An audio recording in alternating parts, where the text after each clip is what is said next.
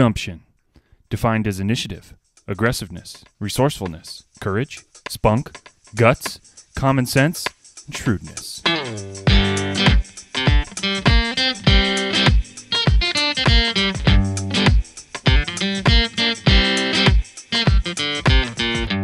Welcome to the podcast. This is Stories of Gumption with your host, Ryan Lee. Okay, here we go.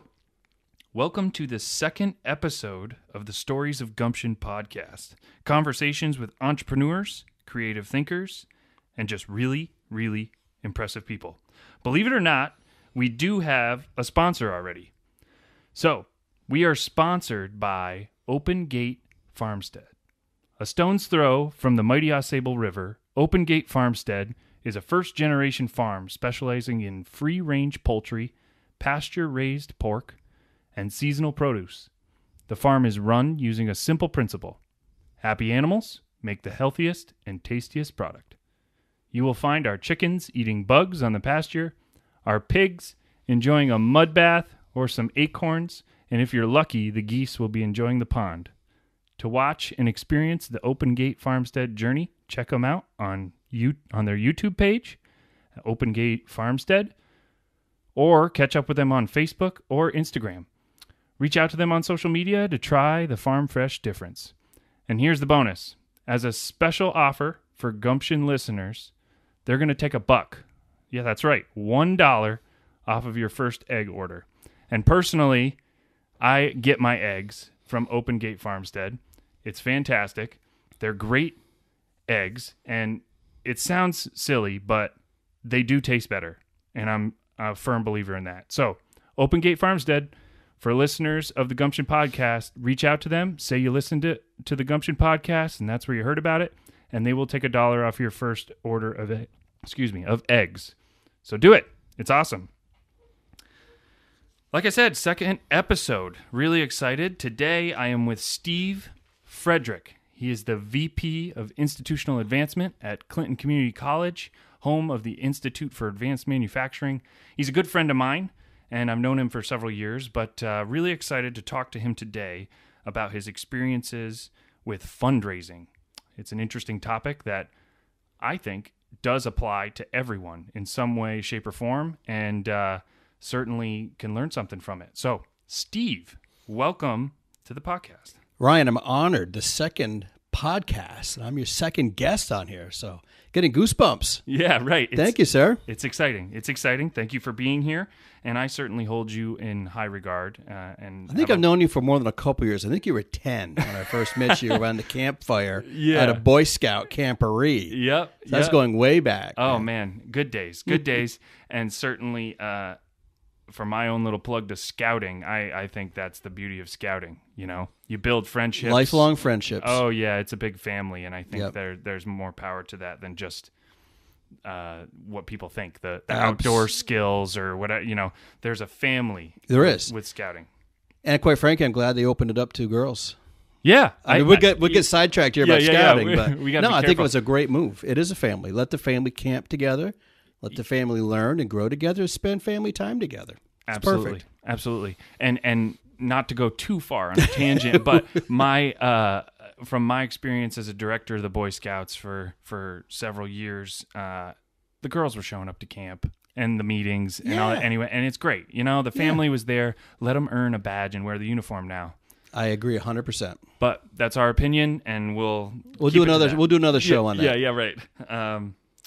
So with the Gumption podcast tradition, I ask each guest to sort of tell a story that got them to where they are today, set them on the trajectory of what they do, maybe not immediately in their first job, but sort of kind of set you up. Tell me a story about where you were. You know, Ryan, it's interesting. I don't think anybody actually wakes up and says, I'm going to be a fundraiser. That's what I'm going to do for my life, is be a professional fundraiser. I don't think that happens very often.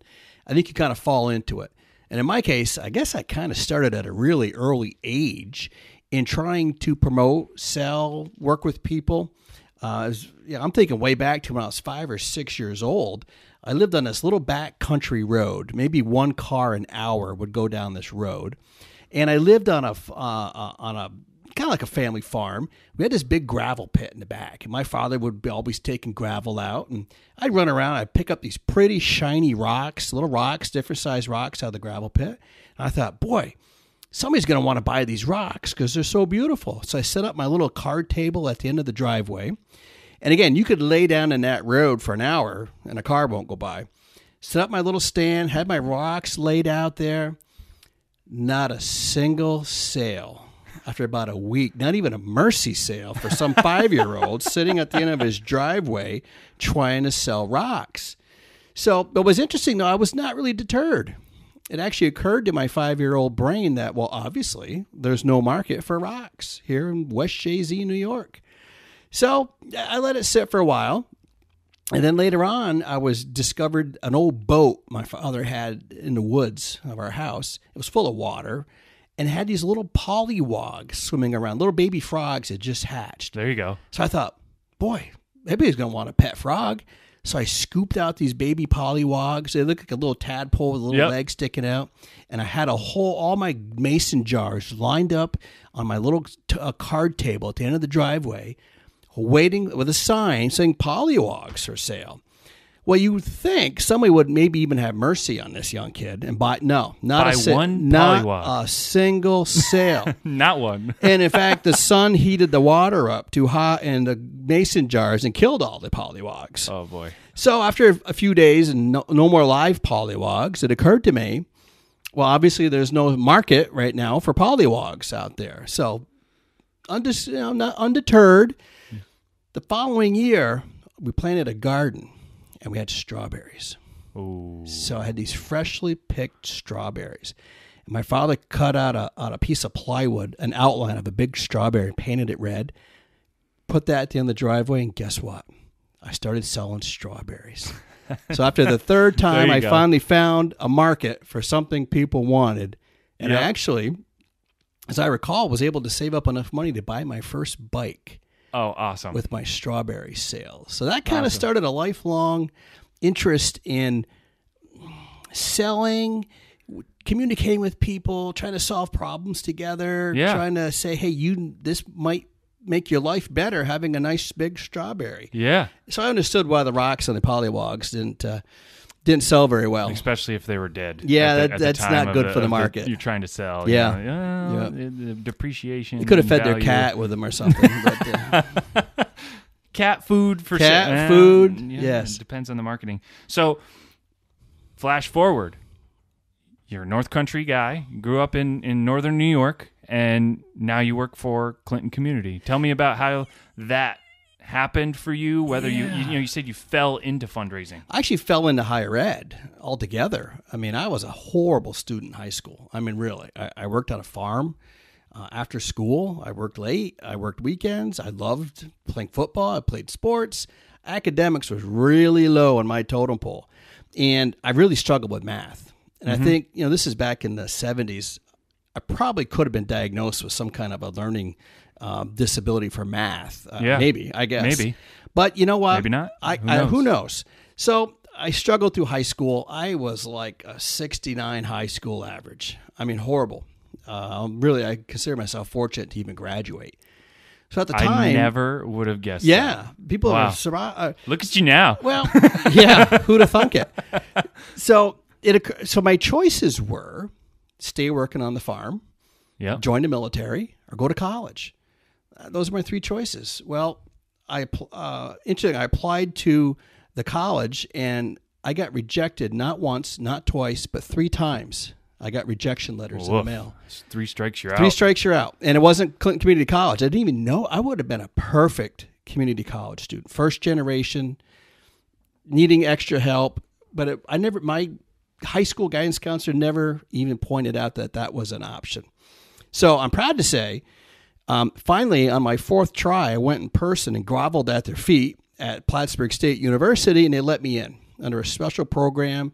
It was for high-risk, first-generation high school students. They let me in provisionally. I had to once-a-week counseling with an advisor. It was actually an amazing opportunity. And within a semester, I became an intern in the admissions office at Plattsburgh State. Wow. So I actually, my minor and my electives and my independent study, I spent 4 years, 3.5 years working in the admissions office at Plattsburgh State. What was it that I feel like for the average person, it would have been really easy to say, well, college isn't for me. Back to the farm. I didn't get in after try 2 or try 3. Yep. You know what happened? Here's what happened.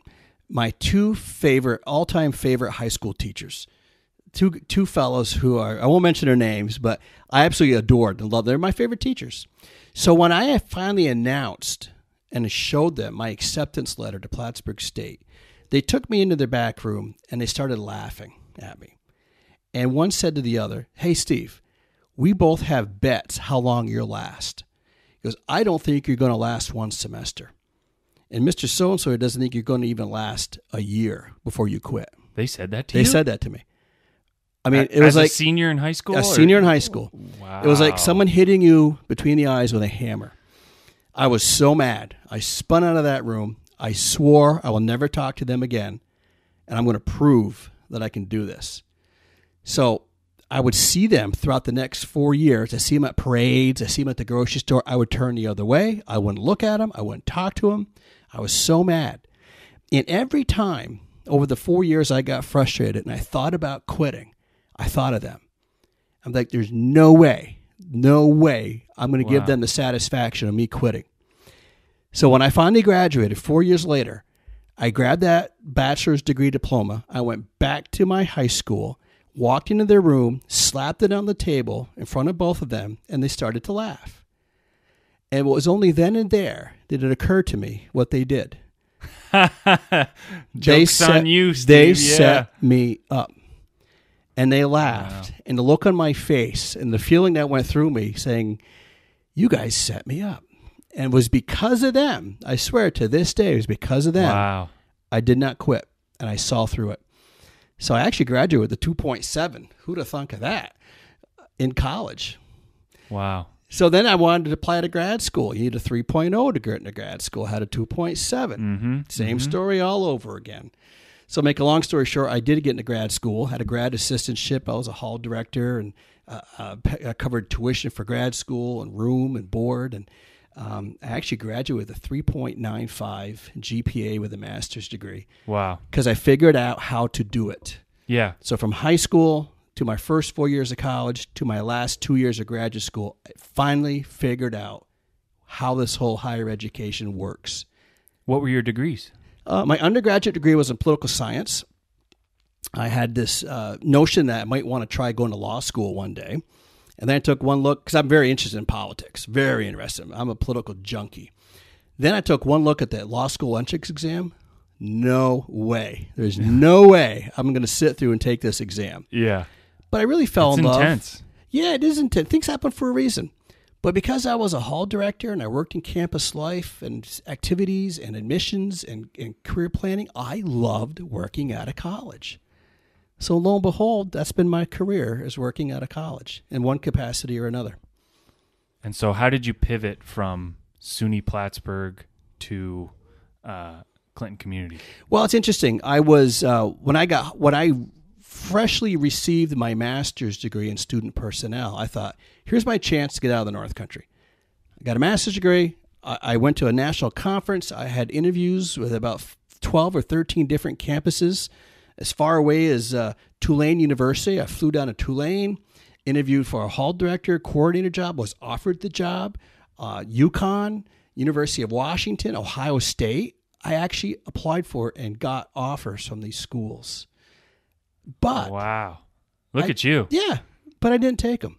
Because at the same time, I had an offer to stay at Plattsburgh State in their career planning and placement office. And I decided, it wasn't that much money to stay, so I just stayed.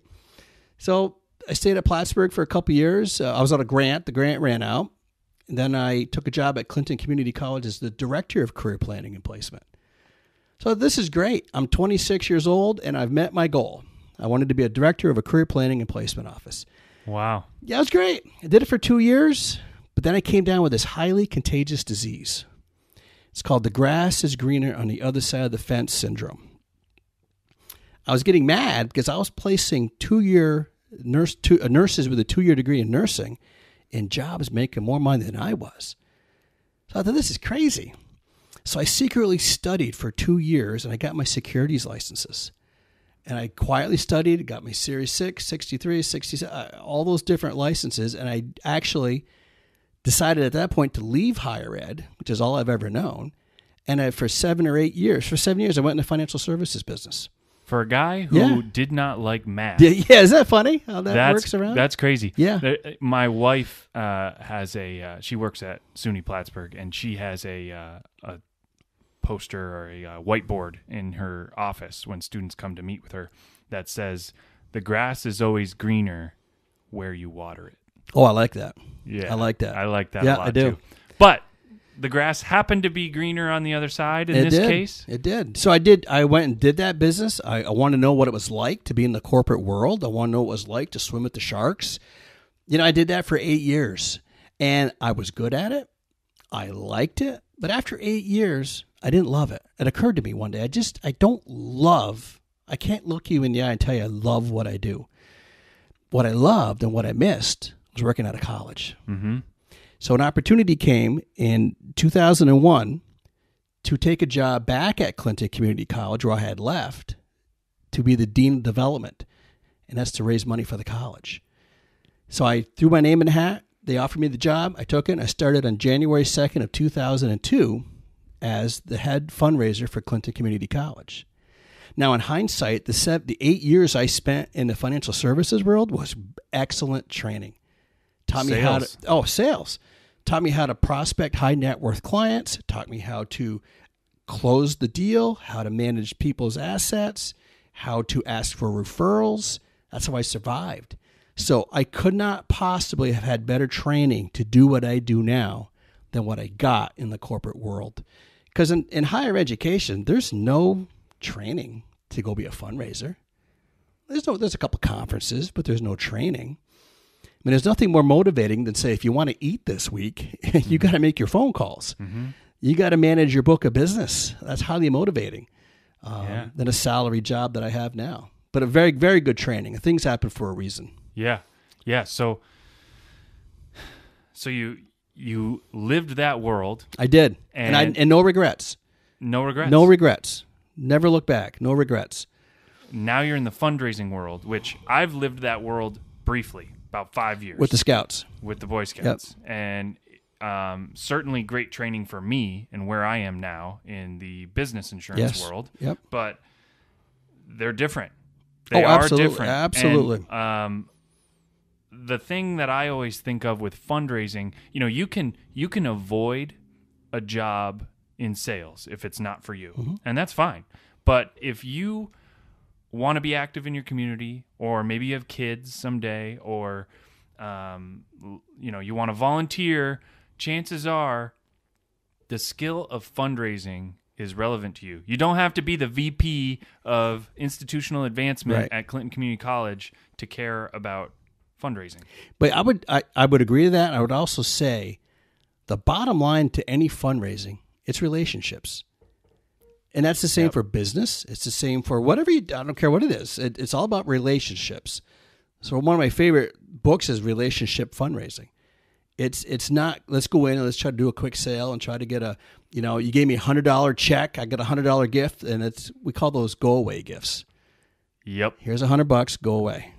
That's not philanthropy. There's a whole different world about that. No. So it's all about building relationships. And again, Ryan, like you said, doesn't matter if you're what line of work you do. Almost every one of us has to work with a team and build a relationship. Your son or daughter will probably, if you have a child today or a teenager today, or you might in the future, they're probably going to come home with a pizza kit, and you're going to have to help them sell. Oh, yes, and sell wrapping paper at the holidays. Explain the connection between the money raised from those pizza kits or whatever to what they're raising money for. Now, I know that's probably the most unexciting version of fundraising, but you know what? It's trying to fill a gap. I mean, obviously, the funding levels, I can go on and on about this. The level of funding we get, whether it's in elementary school, middle school, high school, college, it's rapidly decreasing. So everybody's we didn't do fundraising like that when I was a kid in high school. Yeah. Now they have to. And why do they have to? They're not trying to make them little salespeople. They're trying to fill a gap. They need money to go to a field trip. They need money to go to the prom. Replace textbooks. Absolutely. Yeah. So it's fulfilling a need. So I get it. So I still got lots of wrapping paper in the closet. And Boy Scout popcorn. I did eat that. I did eat the Boy Scout popcorn. There you go. So you started selling rocks. Yes. Now and you dead sell pollywogs. And you sell the experience of Clinton Community College. Yeah, I guess I ask people to consider investing in their community college. Mm-hmm. And that's where I have found success. I'm not asking you to buy anything. I'm not asking you for anything. I just ask people to consider, it's my favorite word, would you consider supporting your community college? That's it. I didn't ask you for money. I didn't ask you for any particular amount. I just said, would you consider supporting your community college? It's pretty non-threatening. And 9.999 times out of 10, sure. How can we do that? What's the best way to do that? I want to talk a little bit more about your strategies because this might resonate with people. Mm-hmm. You lived in the corporate world. I assume you had to cold call. I was supposed to cold call, but I'm proud to say I never made a cold call in my life. I never have. What about a lukewarm call? I've had some lukewarm. Yes. I mean, I know this podcast is about gumption. I can never get up the gumption to pick up and call a perfect stranger. But I did once when I was not in the financial services, but in the fundraising capacity at Clinton Community College.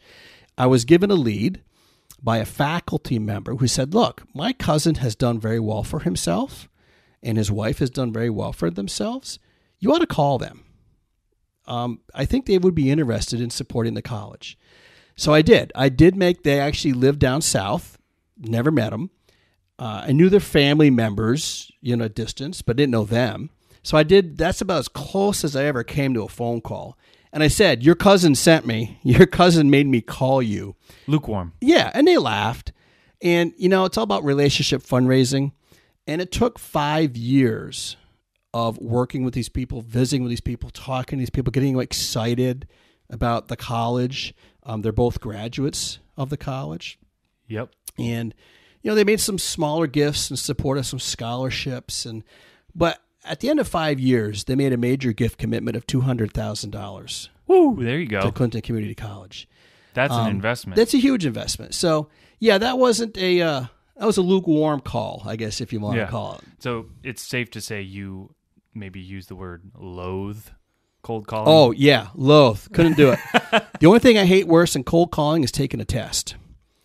And I think that relates back to high school and why I didn't do academically. I didn't do well in any of my exams. I clearly have a test phobia. The older I get, it's more common. You can talk about either a learning disability or I have a clear test phobia. It's the weirdest thing in the world. If I'm in a room, you and I are, and 200 of us are taking the SAT exam. When they say pick up your pencil and go, it's the Daytona 500. I have to be the first one in the room done. Yeah. Have to be. I don't care what it is. And if somebody gets up first and is done, I'm done. I can't even go on. I can't even go on and read the rest of the questions and answer I'm done. I'm done. Just mentally checked out. Done. I don't care. Any exam I've ever taken, I've got to be the first one done. So I've actually sat for my notary license, and the proctor said, this is a 2-hour exam. You got 2 hours to do it. So when he said go, it's the starting line of the Daytona 500. I finished it in 20 minutes. Wow. I walked up, I turned it in. He goes, what's the matter? I said, I'm done. He said, you can't be. It's impossible. I said, I'm done. Did you want to go back and check your answers? Nope, I'm done. And I walked out. I passed. So it's funny when I did my securities exams. Yeah, I was going to say those are not. Well, I will forever exams. Be grateful for the woman at the Sylvan Learning Center in Vermont. She said, "Look, there are like a few other people in this room. They are not taking the same exam. They're taking something entirely different than you. You are the only one in this room taking this exam." Okay, I was fine. But if you and I are taking it together, it's a Daytona 500. Yep. I'm going to beat you across that finish line. I don't care if I fail. I'm going to beat Yep. you. So anyways, that's kind of weird. It's interesting to hear your philosophy on cold calling, because I feel like if you're, I don't know, I'm kind of in the world of for-profit business, especially as it pertains to commercial insurance. I feel like it's different, and old school is still relevant. I think some old school tactics still work the best because we live in a world where nobody enjoys that. So it's almost, if you do it right, in my opinion, it's the handwritten note that nobody's doing. Because if I call you and you don't know who I am, but I'm not asking you to make a buying decision or make you any commitment. I'm just saying, hey, it's Ryan, and I'd love to meet you. Yeah, I'm here. I'm available. Yep. And that, and maybe throw in one little line that, because shows you did your research about, and you care, and it's more than a transaction. You're now drifting into relationship fundraising, whether it's relationship, whether it's relationship, fill in the blank. When you're establishing yourself in business, or in my case, fundraising for the college is a business, it's building relationships. And if you do it right and you set those roots, you will have long-term relationships. It compounds. And I know you can use these relationships to open up the next relationship or land the close on the next relationship. Tell me about how you've done that. Well, I've always asked people, be kind of a cliche. I learned a long time ago, you're born with one mouth and two ears, use it in proportion. So I've gotten very good at listening to people and learning when to shut up. I also have a kind of a decent semi-photographic memory. If you tell me a story, Ryan, I'll remember it. And now I'm a little bit older, I'll write it down somewhere. But I start building pieces of the puzzle. Every time we talk, I'll add another piece. You'll give me a piece of the puzzle without ever realizing you just gave me another piece of the puzzle. And I'll build my own mental portfolio on you. But you can't, quote unquote, solve the puzzle or get the gift without all the pieces. Exactly. So that multiple touch points. That leads to the point where you don't get married on the first date. Most people have a courting process. It's called dating. It's called courting. Very few people ever get married on the first date. So there is no science behind when do you ask somebody, A, to get married, or B, to make an investment in the college, or C, when to sign on to become a client of your business. It's a gut feeling. It's an art. It's not a science. No one's ever written the book. Is it 6 touch points, 8 touch points, 10 touch points?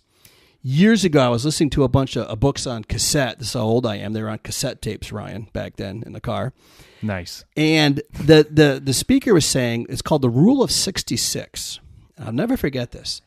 And he said the Rule of 66 is when you go in for the first time to meet with a prospect, a donor, a prospective business customer, you walk and you look around that office.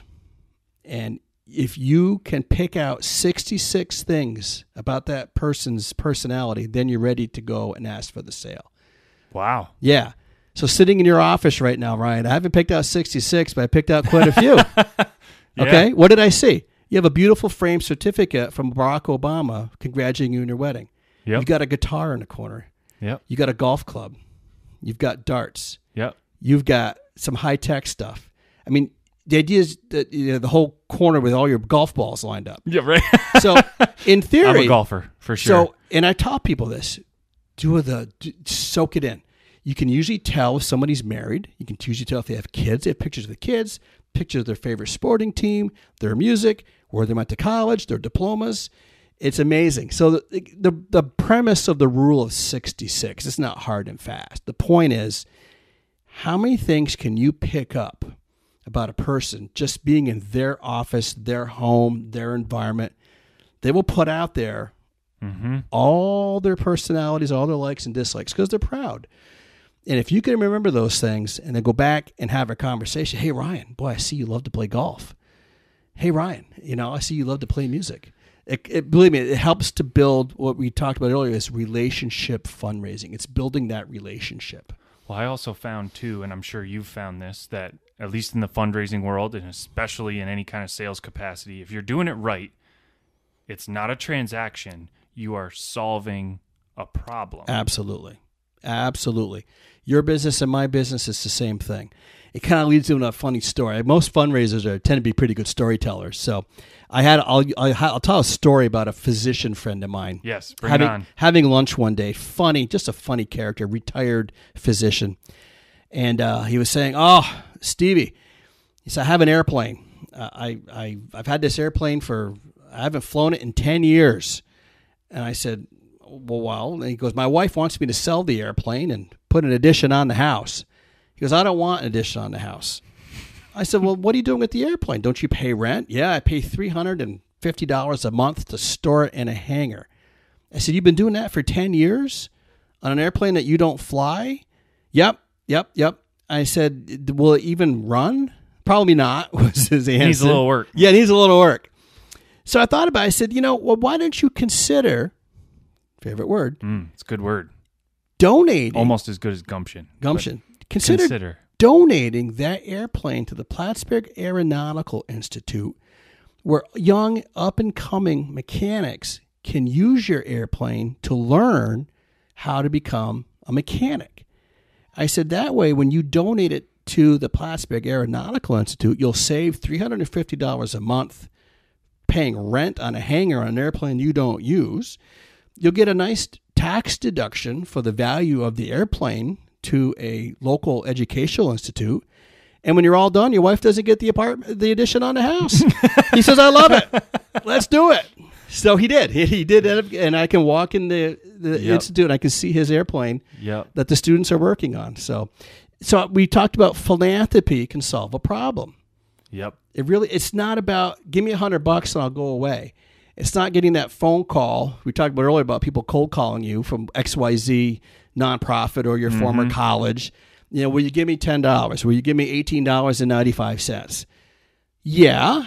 If you'll go away, I'll do that. Mm-hmm. That's not philanthropy. Philanthropy says, I want to help this institution. I want to help solve a problem. And at the same time, philanthropy can solve a problem for the donor.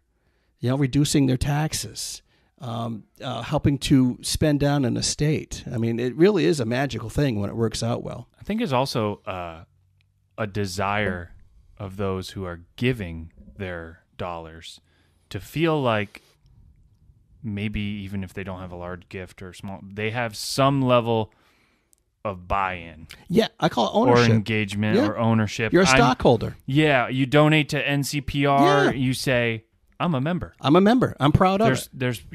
I'm proud of it. And you got to give that to them. You do. And I think, and then people feel like they're part of the institution. And they love it when you call and ask them for advice. They really feel involved. And I've been to a lot of panels. They're called the Millionaire Donor Panel, where there's a panel of 5 or 6 or 7 or 8 people, each of whom have given well over $1 million in their life. And it's an opportunity for fundraisers to ask them questions. And what they say is, look, we are already committed to your organization. Come back and ask for more.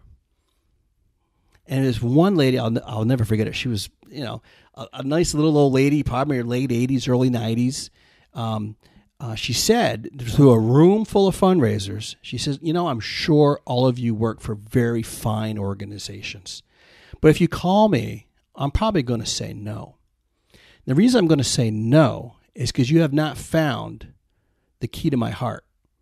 She said, the key to my heart is orchestra music and airplanes.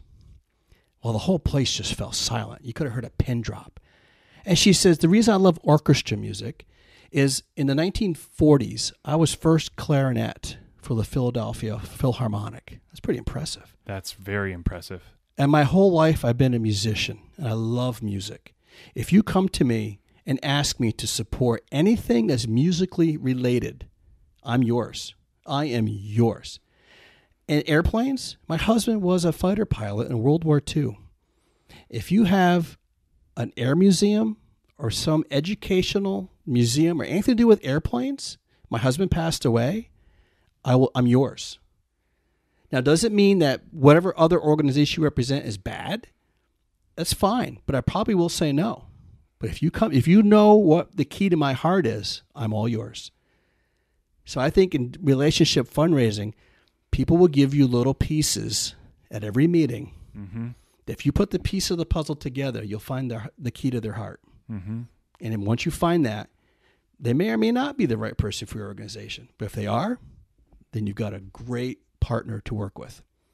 That's awesome. Yeah, I can think of just reflecting on my own experiences when I was with the Boy Scouts. The most money I ever raised was when I could attribute it directly to something that was helping a kid get to camp or an improvement at summer camp, because that's a direct connection to the heart. Absolutely. Because all of a sudden you get the right person who's thinking about it, they're on the fence, and all of a sudden you mention camp or you tell a story, game over. You tell a story, and like I said earlier, most good fundraisers are good storytellers. Since we're little kids, we go to bed at night by somebody reading us a story. As adults, you read books. Well, we still love storytelling. So let me tell you a story. Let me tell you a story about, in your case, young people going to camp. In my case, young people struggling to get an education, trying to break that cycle of poverty. Maybe it's the single mom with 2 kids at home, a husband on disability, and she's tired of working retail. She wants to become a nurse. She doesn't have the money to do that.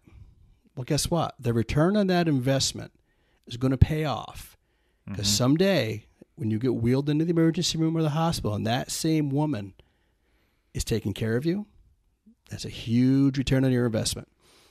So it all comes down to having good stories to tell.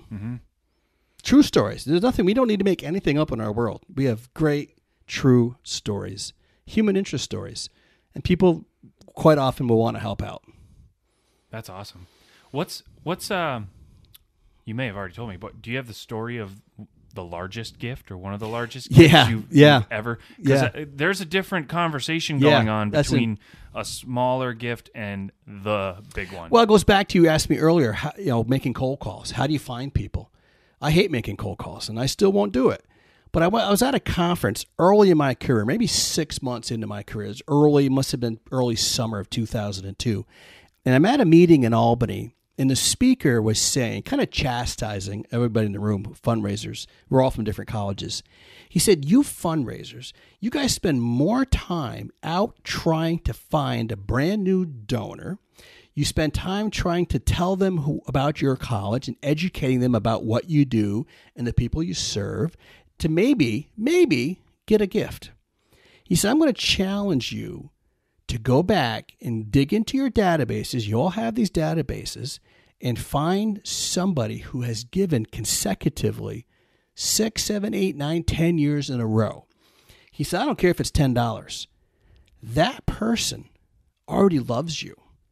They know what you do. They know your organization. This works for any organization. It could work for the Boy Scouts. It could work for the Humane Society. It doesn't matter. It works in business. It works in business. In for-profit business. Absolutely. You have customers. You've got a customer. Yep. So anyways, I thought about that, and I thought, I never heard of this report. So I asked my assistant, can we run a consecutive giving report? She figured it out. Handed me the paper, and I'm scanning down through it, and I came across a name of a local businessman who had been donating $500 a year to Clinton Community College every year since 1986. That's a consecutive record. Wow. So clearly, this person loves Clinton Community College. I don't need to go tell this person anything about the college, but I didn't know this person. So, using my board members, they happened to arrange for a lunch with this businessman. And I'm pleased to say, I'll say it, everybody knows George Moore. George Moore is a local businessman. He passed away a couple years ago from Keysville, never graduated from high school, World War II vet, came back after the war and started a metal recycling business. And he was smart. He was savvy. He invested his money. He grew his business. And when I first called him, it was kind of a maybe I called him Luke. I didn't know him. Yeah. I called him to come up and ask for lunch. He goes, how much money do you want? He was smart. I said, he knew exactly. I said, $0. He goes, what do you mean? I said, I want you to come up and meet the college president and have lunch with us.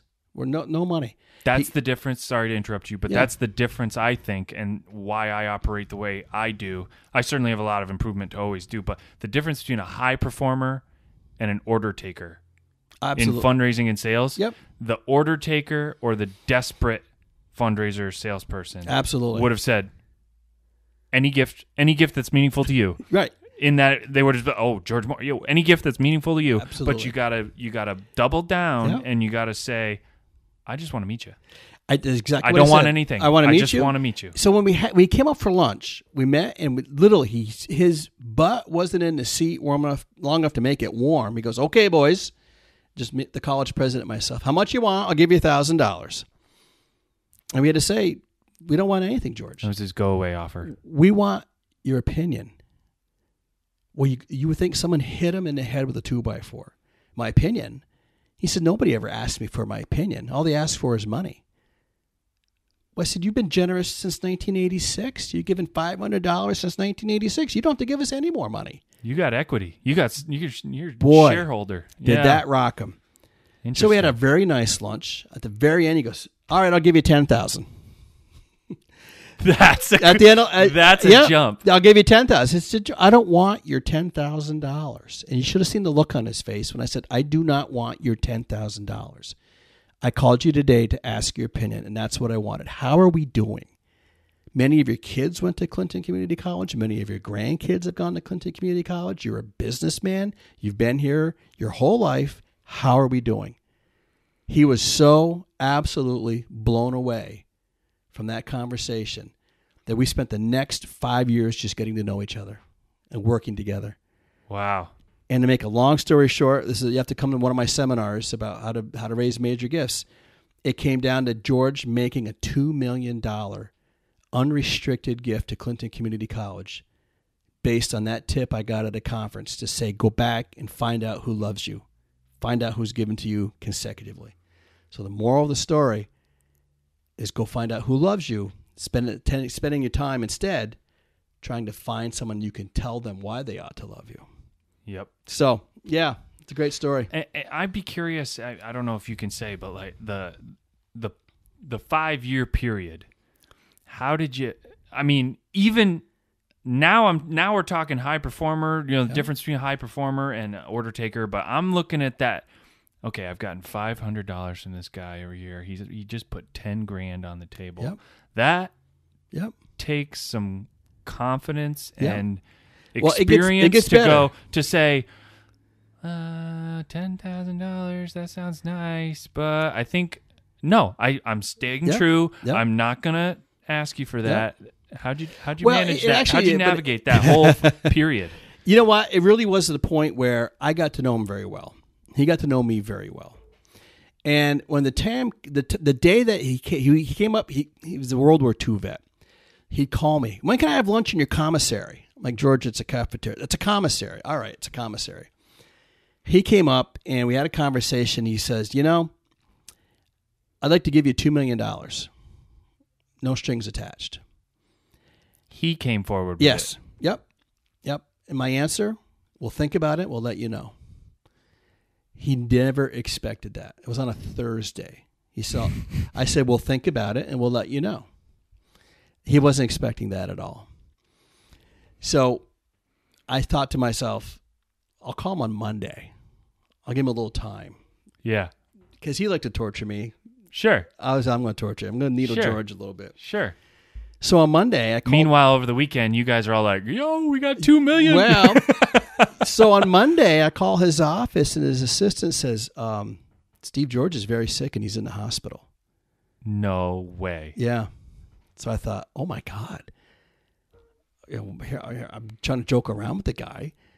I got to go see him. He's in the hospital. I don't know what's the matter with him. So I'm going to leave right now to go see I really got to know to like the guy. Yeah. So I ran to the bookstore. I'm like, what is in this bookstore that I can grab to bring to this guy? So I found a blanket. It was actually made out of sweatshirt material, like athletic sweatshirts. Nice. It's kind of fuzzy on the inside and it was orange and had a logo of the college and it said smooth and soft on the outside. Community College on the outside. So I grabbed the blanket. I go to the hospital. I ask what floor. I go up the elevator. I go down the hall.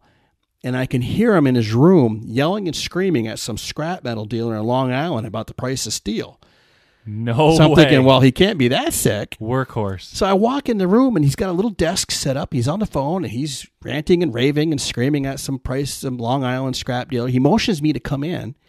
So while he's on the phone, I unwrap the blanket, and I float it up into the air. And as it's coming down on his bed, I'm tucking the corners in. And he stops on the phone. He stops the conversation. He goes, "I'll call you back." Hangs the phone up, looks at me. He says, "Is that blanket for me?" I said, "Yeah." He says, "No one's ever bought me a blanket in my life." But the next thing that happened, I never predicted. The nurse walks in. She goes, "Oh, my God, where'd you get that blanket?" "I went to Clinton Community College." So for the rest of the week, while he was in the hospital bed, almost every nurse that walked in and said, "Oh, my God, where did you get that blanket?" "I went to Clinton Community College." George spent the rest of the week interviewing every one of these nurses about their background, where they grew up, what struggles they had. He learned how Clinton Community College lets anybody in who wants to get a degree, who wants to work, how it changed their life, how it supports their family, how they're fulfilled. So when he got out of the hospital a week later, he calls me. He says, "You get your butt down to my attorney's office this morning at 10 a.m. because I'm signing the gift agreement. I am more convinced than ever that my $2 million gift," this is a quote, and I'll never forget, "I'm more convinced than ever my $2 million gift will have a greater impact at your school than anywhere else." Based on all the stories I heard from those nurses, based on me grabbing a blanket out of the bookstore, giving it to him in this hospital bed. Wow. Yeah, that you couldn't have even planned for that. That's got to be your token story. I mean, that's like, does it get better than that? I mean, are you shooting for the next? I mean, obviously, you're always trying to do your best. I'm not trying to be strategic. It's just when you get to know somebody and you build a relationship with somebody. I would have done that for my grandfather. You don't see these people as a customer, as a client, as a donor. They're people. And in my line of work, I really get to know these people very, very well. And you will too in your business. So it's beyond just a transactional relationship. It's relationship fundraising. So I would have done the same thing for my grandfather or my father or anybody else. But it was just a pure accident that the nurse is coming in talking about Clinton Community College because they saw the blanket. It was a pure accident. It was meant to happen. It was. So I've deployed the blanket 2 more times. I have, and all 3 times I've gotten major gifts out of deploying the blanket. So everybody listening out there, get some blankets and use those. I've given this speech, this story in Washington, D.C. I've gone around the country presenting at these fundraising workshops and saying how a $30 blanket secured a $2 million unrestricted gift. There's a publication called the Chronicle of Philanthropy. It's a sister newspaper to the Chronicle of Higher Education. I mean, it's the Holy Grail. Yep. So I got a phone call from a reporter after it went public, and it was all in the front page news, how this businessman from Keysville gave $2 million unrestricted to a community college. So this reporter called, and she was doing a national story. She interviewed me and 4 other stories around the country of donors who made very large gifts. And the title of her story was called "No Strings Attached." And she was, "I just got to ask you, why did he give it to you with no strings attached?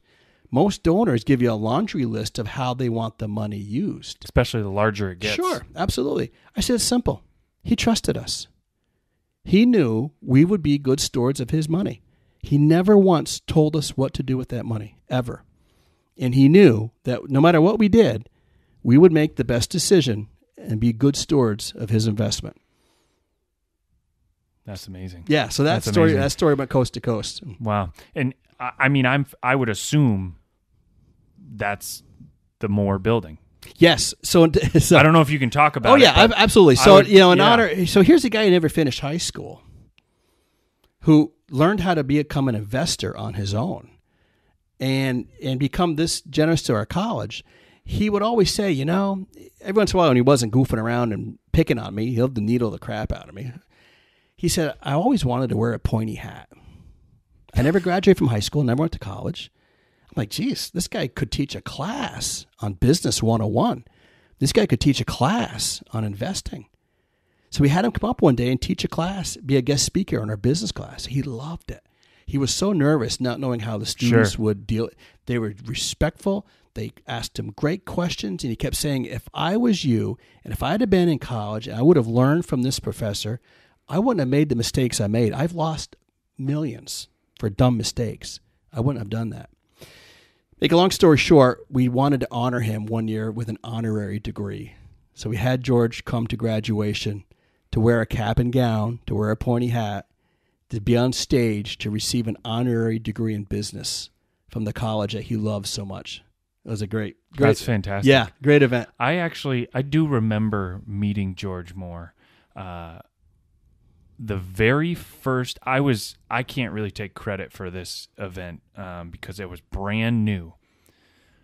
But when I was hired, so back up, I graduated from St. Lawrence, and I wanted to be a teacher, and I couldn't get a teaching job for a long list of reasons. They weren't available, and spent the entire summer thereafter looking for a job. Landed my first job as the district executive for the Boy Scouts in the Adirondack region, and day one was, I'll never forget this, January 4th of that year. We got the first business meeting I ever had. My boss was there, and he showed me to this committee, the steering committee, and he said, we are planning the Good Scout Award dinner. Yeah, I was at that dinner. I know where you're going with this. I was there. I knew nothing about fundraising. I didn't know how this works. But for those of you listening that aren't aware of it, it's a dinner that the Adirondack region and many districts across the country use this model, but they honor a local business leader or figure or philanthropist that has done something pretty incredible. And I think this was right after he had given that gift. Yes, because I was at your dinner when you honored George, and I remember it very well. Yeah, so we honored George Moore, and I had the opportunity to meet him before he passed. Yep, I remember that. And it was interesting, Ryan. I mean, I want to put a plug in. I mean, George passed away 5 years ago now, but his family is still, his daughter, his sons, his grandsons are still just as interested and just as vested in Clinton Community College as their grandfather. They continue to meet with us. They continue to ask us, what can we do? How can we help? It's absolutely amazing. We talked earlier about some intergenerational support. It's amazing how now I'm working very closely with his two grandsons, Tanner and Troy, who by themselves alone are great entrepreneurs. They inherited a great business sense from their parents and grandparents. They're doing wonderful work. I've had the opportunity to meet Troy. Yeah. And the stuff they're doing is really cool. Great, and smart young fellas. They're going to do very well in this world. Entrepreneurs, business-focused. Yes. But community-focused. And savvy. And very community. They understand that they need the community, that, all ships rise with the tide. If the community's strong, it makes their business strong. Yep. So recently I've been working very closely with George's grandsons. I got to tell you, it's an honor. And I love working with those guys because they are sharp young professionals. And that's just an example of the impact you can have by being patient. Absolutely. And not blowing it and taking the $100 go-away gift. Or if all George right, boys, you want $1,000? How much you want, boys? I'll give you $1,000. I will never forget that. Holy smokes. He couldn't believe all we wanted was his opinion. Wow. That actually makes me think of sort of a general business concept. You and I have talked about it, but we talk about big gifts versus small gifts, and the rule of 80-20. 80-20 rule, yeah. A lot of people are talking about this. Yeah. It's kind of hot topic, hot button catchphrase. But for those who aren't familiar with the rule of 80-20, why don't you explain it to everybody? Sure. I mean, in generally speaking, and you can probably apply this to a lot of different industries, a lot of businesses. So in my world, in the fundraising world, the rule is 80% of the gifts that will come in support of your college comes from 20% of your donors. And I've been doing this now for 17 years. And for the first 15 years, I fought that. I thought that can't be true. There's no way. That can't be true. And I go to all these conferences and seminars, how we're supposed to engage that young graduate, that young person that just graduated from college, who, by the way, are $100,000 in debt, and they have all these strategies, how to get a $5 from them online for a $5 Friday. Okay, if I had a staff of 100 people, I could maybe let somebody dedicated to do that. Small shops like mine, we don't have that. So yes, you still do things for them. You have a reunion and you keep them posted what's going on campus. I have to spend my time with my top 20% of the people who have already committed to Clinton Community College. I know who they are. I can call them. I can tell them what's going on, good, bad, and ugly. I mean, there's no secret that higher education is struggling right now with enrollment. Support is declining from the state of New York. We're struggling to try to be entrepreneurial and do new things. Be upfront with these investors. They already get it. And they're going to say, how can we help? So it is absolutely as true as the nose on my face that the 80-20 rule works. It is absolutely true. Yep, and I think that applies to a small business owner just getting off the ground, and it applies to a major corporation. It's a natural. It makes total sense. Yeah. You can't. Resources are limited, and you just can't maintain relationships. Can't do it with all. That many clients or donors or customers that are at a level of quality that will produce further. And the biggest misnomer is, we don't want to discourage that young alum to give $5. I mean, I tell the alumni, if every graduate, they're making 12,000 graduates. If every single one of them gave $5 a year, that's a nice chunk of revenue. For sure. So people think, well, what's my $5? It's no big deal. They're not going to miss it. No, every little bit adds up. So as much as in my office, I spend my time working on major gifts, planned gifts, capital campaigns. It's working with that 20%. My associate in the office works with other folks to try to get that $5 gift. And, everybody who gives something, believe it or not, adds up. We heard that today from the director of North Country Public Radio. Yep. How when they have their membership drive, their gifts range from $5 to $50,000. But the vast majority is $20, $25. When you're all done, you add it up, everybody giving something goes way above and beyond. You will make your goal every time if everybody just gives something. Is it Ellen Rocco? Yeah. Yeah. She's wonderful. Throwing out a name there, but maybe I should ask her to be on the podcast. She would be fantastic. That would She's be cool. Got some great give me a good reason to go life visit experience. St. Lawrence because they're out. They're out. That's by right in your St. Lawrence. backyard. Yeah, but I like their model of uninterrupted programming. I think that is a example of valuing the product that you're giving and not being too salesy. Yeah, you're valuing your listeners. In this case, she knows I'm a member. I shouldn't know that personally, but I'm a member. I support them. Boy, I hate it when you interrupt my program to ask me for, to call in and pledge $10. I'll just give it to you. You don't have to ask me again. I'll do it every year. So she's realized that when they took that leap of faith to say, hey, this is the time of year we need your help. We're not going to interrupt your program. Just help us out. They meet their goal every time. It's incredible. Yep. Yeah, I love listening to NCPR. I want to do two things. Yes. I want to get some closing or sending remarks. Yeah, because we could go on for another 2 hours. Free ranging, especially like if you get me going.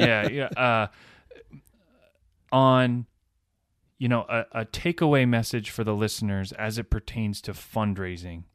But I also want to give you an opportunity to talk a little bit about the IAM. Ah, yes. So let's talk about the IAM. Yep. And then we'll wrap this up with some closing remarks. So what you're referring to... Tell me, for all the listeners that may or may not be aware, I'm sure a lot of people locally will know all about the IAM. I hope so. We spent a lot of money advertising it. But there may be some listeners that are not from the area or are from the area that aren't aware of it. And this is a great opportunity to talk about how it got there. Yes. Talk about what it's about. Yep. and where you're going. Okay. There have been communities around the country that started building these technology centers, a place where young people, high school students can go to learn some technology, a skill that they could use in advanced manufacturing. What's interesting is people have such a misnomer about today's manufacturing. They remember their grandfather would come home from work, or their father, and come home with greasy overalls. They spent 8 hours a day with an grease gun, oiling a pulley all day. Today's manufacturing is high tech. It is absolutely amazing. And there's so many good careers out there. There's great jobs out there.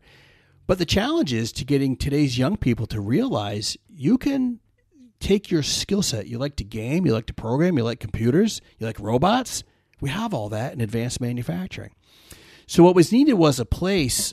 Clinton Community College has been offering classes in mechanical technology and electrical for years. We had 7,000 square feet of space that we taught this. We did a feasibility study. The Clinton Community College Foundation teamed up with the Development Corporation. The executive director, who's just now retired, is Paul Grasso. Great dude. I will forever give him credit. This was his idea, to create an advanced manufacturing institute. He approached me one day over scrambled eggs and bacon at Gus's restaurant to say, I have an idea. Would Clinton Community College Foundation team up with the Development Corporation, each of us putting up $10,000 to hire a firm to come in there and do a feasibility study? So for $20,000, we hired a company to come in to say, is Clinton County ripe for an advanced manufacturing center? And the feedback was by far resoundingly yes. Employers are being attracted to come across the border from Canada or from across the world, like Norsk Titanium. We give them all these great opportunities with property and taxes and tax cuts. Their biggest fear is, this is all great, but where am I going to find my employees? They need to be trained. Where do I find them? So under Paul's leadership and the college and this feasibility study, the timing was perfect. Many things what you and I talk about is timing. Timing's everything. Timing is everything. The State University of New York, back in 2014, I think it was, put $50 million on the table called the SUNY 2020 grant and told all campuses, here's $50 million. Give us your best ideas. What would you do to enhance economic development in your community? So we took the feasibility study, we put this grant together, we submitted the grant. We thought to ourselves, when we added it all up, it was $12.7 million. I thought, there's no way we're going to get all of this. Rarely, when you apply for a grant, you get all of it. We waited, and finally the word came through. We got all of it. We couldn't believe it. We're like, That's damn, crazy. We should have asked for $25 million. Yeah, right. We asked for $12.7. So we built the facility. We built it with input from local manufacturing, project managers, plant managers, engineers, the end users. We asked them to be part of this. We listened to them. Gary Douglas from the Chamber of Commerce, an absolute leader in economic development, guided us, told us who to go talk to. Yep. Paul said, you got to get on a plane and get out of the North Country and go talk to other institutions. So we went to Kenosha, Wisconsin, to see Gateway Technical College. It was known across the country as the gold standard for advanced manufacturing centers. Went there, talked to their president, talked to their administration, talked to their faculty. This is what we would do different. This is what you need to do. Went to Snap-on. Snap-on is a great tool company. Yep. Headquartered in Kenosha, Wisconsin. Met with them. I had dinner with the president of Snap-on and all the national VPs to help us, to guide us, to say this is what you need to have in your facility. Took their advice, built the building, opened it up 2 years ago, and I'm so proud to say we have the state-of-the-art facility. When we did the ribbon cutting, the senior VP from Snap-on, who spends 250 days a year on the road, traveling, I think there's 325 of these advanced manufacturing centers in the country. Across the country. So all he does is visit them. He stood up at their ribbon cutting. He said, I can look out and tell you folks right now, Clinton Community College is now the new gold standard for advanced manufacturing facilities. People don't realize that. No. I mean, I'm sure there are business leaders who are engaged and communicate, with you and your team, and they, there's been a lot of marketing around it, but I think the average high school student doesn't realize how freaking awesome that is. They don't. And we literally bang our heads on the wall every day. I just want to get out of Plattsburgh. Yeah. We have employers that come to us and say, boy, we loved the last group of students we hired. Can you send us 10 more? No, we don't have 10 more. We have great, high-paying, high-tech jobs for men and women. We need more women in STEM. We're ready for them right here. They can walk out the door. Many of our students who graduate from the IIM have 2 or 3 job offers before they ever walk across the stage. That's incredible. How nice would it be to know there's companies fighting for you? Now, we're not talking graduating from Harvard and Yale. And, we're talking Clinton Community College. You will have 2 to 3 employers fighting for you to join them at a very high competitive salary. All you got to do, and I tell students, a 2-year degree, if you take out spring break, summer break, winter break, all the breaks, it's 16 months. Give me 16 months out of your life post-high school. Yep. Let us give you the skill set and the training. And that will open up the doors you have never imagined. How doors will open up for you. And it's affordable. It's affordable. Absolutely. We have the new Excelsior Scholarship. We have scholarships through my foundation. I tell students, never let money be the factor to stop you from doing this. Mm-hmm. We will find the money. What you need to do is dedicate 16 months of your life to do this. I can't help you with that. If you do that, the payoff will be tremendous. And you know what? We're not getting them. It's very, very frustrating. They're not coming. Interesting. Why do you think that is? Why? I mean, obviously there's the social pressure to. There's social pressure, yeah. And I remember when I graduated from Beekmantown, a local high school. I remember I was in the band, and the band would always play Pomp and Circumstance live at the school for graduation. And I remember being a sophomore and a junior and seeing the seniors walk across the stage and then announce publicly what they were doing. Where they're going to college. And when you're a 15, 16, 17-year-old, maybe 18-year-old, looking at that, and social status is high on your priority list for most. Yeah. Certainly was for me.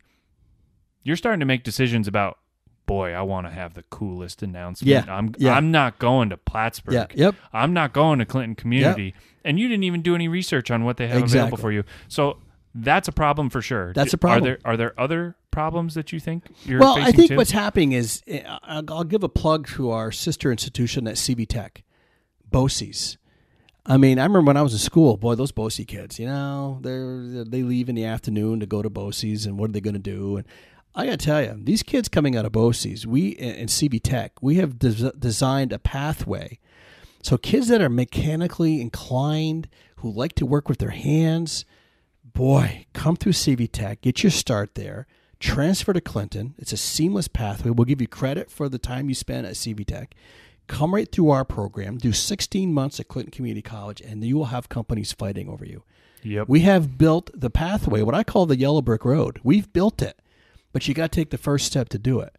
So, and I think there's issues now that the unemployment rate is so low in Clinton County currently. Here we are in March of 2019. We're running around 3.8%. Anybody who wants to work is working. Mm-hmm. But they got to realize it's even lower in Vermont. It's like 2%. I just saw. So, but you got to stop the instant gratification of $20 an hour. Come get your degree, and we can bump it up to $30, $35 an hour. Yep. Over 16 months of investment and your time. These jobs, there's opportunity to grow in those jobs. You can go anywhere in the country. Oh my gosh, there's so much opportunity to grow. We have the only wind turbine technology program in the Northeast, wind energy and turbine technology. I have alumni today working throughout Europe, working on these offshore wind farms, working all across the country, making an insane amount of money for going to Clinton Community College for 2 years, and our tuition's $5,000 a year. $5,200, I think we're up to now. But let's just make round numbers. So for a $10,000 investment over 2 years, assuming you don't get a scholarship. Yeah, we're going to scholarship the heck out of you. That's a pretty good investment on your money with a very short investment time frame. That's crazy. But sometimes we literally just spend meeting time saying, what do we have to do to dispel this misnomer about careers in advanced manufacturing? We don't have the answer. Someone who comes up with the answer, we're going to build a bronze statue of them out in the Oval of Clinton Community College and put their name on it if we can figure out what do we need to do to have you take a look and come in.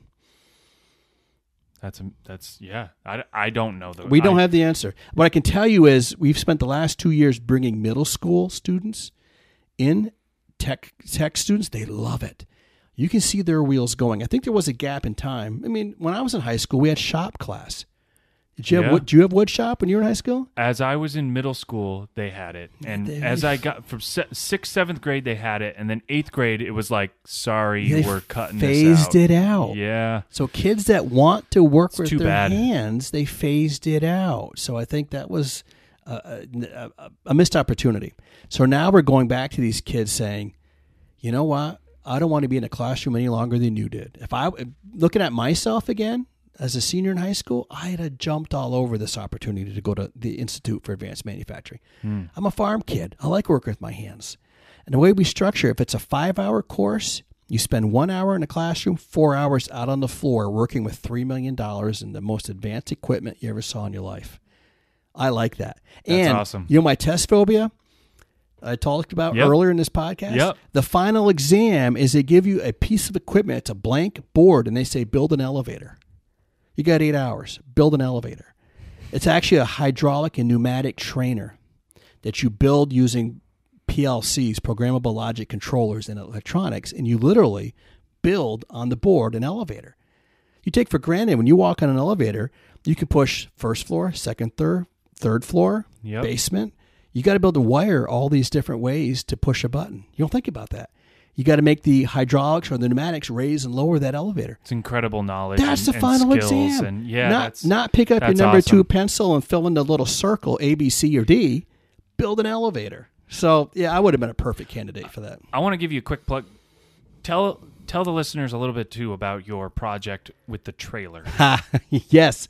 I can't take credit for the trailer. I got to give full credit where it's due. Good colleague of mine, Paul D. Dominicus, who I worked with at Clinton, came up with the idea of taking our equipment, putting it into a 20-foot enclosed, beautifully enclosed trailer and taking it to the high schools. We have high schools that are a little bit farther out of our area that can't come. Bring the trailer to them. Bring some of our equipment to them. Let them come in. I don't know if we'll actually physically teach inside the trailer. What kind of equipment's in this trailer? Oh, we got our 3D printers. We're trying to get a brand new virtual reality welding machine because the one I have is fantastic. But I learned now that you're not supposed to transport it. I've been transporting a little bit. Whoops. They said it's not designed, Steve, to be jostled around. It's $60,000 piece of equipment. You don't want to break it. But you just have to get a $60,000 gift. No big deal. Yeah, well, I'm working on that. And then, so robots. We got a bunch of robots. We're gonna put robots in this trailer. 3D printing in this trailer. I'm trying to get some laser engravers. We got some X-Carve equipment in there. Something to get students excited about careers. The trailer is designed. It's got solar panels on the roof. We can literally park it in a hay meadow, make our own electricity, and not plug in the wall to use our equipment. That's incredible. We're going to run it off of battery power. We can plug it in. I mean, it's beautifully decorated. We're excited to be able to take this thing. And Ryan, if I may, a 30-second side story. Do it. Going back to my friends Tanner and Troy Barabee, George Moore's grandsons, and their mom, we were giving them a tour of the IAM, and they kept saying, boy, Grandpa would have loved this. Grandpa would have loved this. He always believed in teaching welding and machining and how to use your hands, and he would have loved this.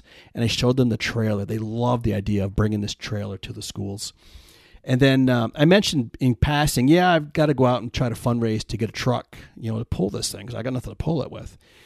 At the end of the meeting, probably an hour later, Tanner called me. He goes, well, on the ride back to Keysville, I had a discussion with the family. We want to buy the truck for you. We want to donate the money for you to buy a brand new Chevy Silverado 3/4 ton Duramax diesel with an Allison transmission quad cab to decorate, to cover it with logos to match your trailer, to bring to the schools because we believe in what you're doing.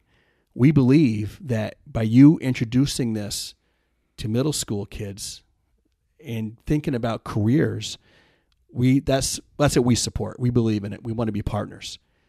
So ultimately, because you didn't take the $1,000 check, you built a relationship instead. Now I'm working with the second and now you're and working the third with the generation. further generations through. And I didn't ask him for the truck either. I didn't ask him for the truck. I just said, I'm gonna have to go out and fundraise for it. It's a great lesson. So it's a great lesson. It talks about, again, to circle back around, relationship fundraising. Yep. These people want to be investors. Treat them with respect. Bring them into the inner circle. Discuss everything with them, and they will come back and support you again and again and again. Do you have any closing thoughts for fundraising or that you want to share? Yeah, one of my favorite things. My favorite 3 letters is OPM. OPM stands for other people's money. So just because you go to meet with somebody and you need the money today, and you hope that they give you and you want them to give you money today, they probably won't, because it's other people's money. It's their money. They will give it to you when they're ready. They will give it to you when they're confident. They will give it when it's best for them, not what's best for you. Mm-hmm. And what really burns me is when you hear appeals for organizations saying, oh, we're going to close the doors next month because we can't pay our bills unless you give us a donation. Really? Boy, that's something I want to spend my money on. Terrible model. You're going to close the doors next month if you don't get my donation? No, I don't think so. Why don't you buy stock on the NASDAQ of my company, because we're going to close next month. Yeah. But we need your donation. You know what? We would love for you to cover our salaries for another 6 months or a year. It doesn't work that way, people. Even if that's the case, you can't do that. Who would do that? Who in their right mind would do it? So, OPM. yeah, that's OPM. OPM. It's other people's money. And my other, I'm a simple kid. I'm a farm kid. Boil it down. OPM, other people's money, and you follow the love, you find the money. It's that simple. Like the little old lady on the donor panel who gave away millions, who said, I know you work for fine organizations. That's great. But I won't give to those. I will give to the Symphony or World War II airplanes. That's my hot button. You find that, I'm all yours.